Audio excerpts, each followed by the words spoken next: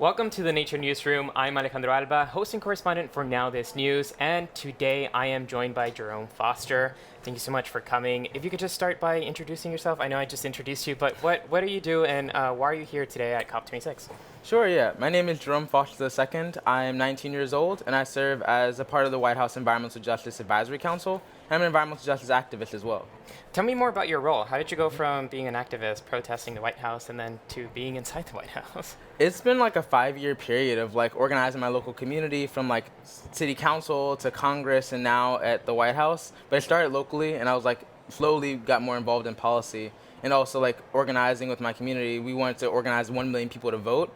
And from that, young people made a big difference in the U.S. So Biden was like, we need a young person to represent that large constituency, and I was the perfect person to be a part of it. And what does your day-to-day look like? Are you actually finding that you are that they're collaborating with you and they're listening to you? Yeah. How does that work? Absolutely. Like our structure is written into like 3 different working groups. One that works on drafting executive orders, another that works on the Justice 40 initiative, where 40% of investment benefits go to frontline communities. And also we're working on the climate and environmental justice screening tool, where we have a streamlined conversation around what infrastructure is lacking and what the future next 10 years needs to look like as we decarbonize our economy. So today's Transportation Day. What can we expect? What do you want to come out of COP today? Yeah, really what I want to come out of COP1 Transportation Day is a further conversation around how do we further improve our public infrastructure and public transportation systems, because all across the U.S. we have 0 high-speed rail, but around the world we're being left behind. And right now the U.S. wants to be seen as that leader, that leading country that's creating change, but we have to lead by example. So that's really what we're expecting, is some commitments from the White House saying that they're going to align with other countries in building high-speed rail. And also we're looking for further investments in frontline communities as well, because oftentimes when they talk about public investment in transportation, it's only for cities. It's not for rural communities or suburban communities that also need that form of transportation as well. And you're also from New York, right? So you kind of had that first-hand experience as someone that needs to use public transportation.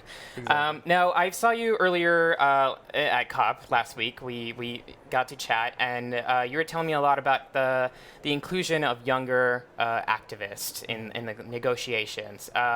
Now we're nearing the end of the conference. Have you noticed a shift? What has that been like? Do you feel like you're being included more? I think that we've been included in consulting us around what actually should be happening. And I think also there has been a shift in how we include young people in policymaking.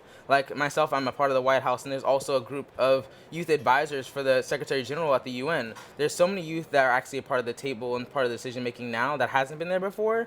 But we need further inclusion in the actual policy making, in like the votes that happen, because a lot of these politicians don't understand the youth perspective. They only understand the perspective of the past. And in order for us to have longevity in our investments, we have to include young people at every decision, not just one. And what's your call to action for people watching this segment? The call to action is to get involved, like to join a local environmental organization or to just join a local climate strike. Like there's so many people that need to join this movement and not just watch us, but join us. And the only way we make change is by actually elected officials seeing us out in the streets angry, because they won't know if we aren't just sitting at home and just venting our anger to ourselves. We have to show that to everyone else. Great. Well, that's all our time. Thank you so much for joining us, Jerome. Really appreciate it. Thank you.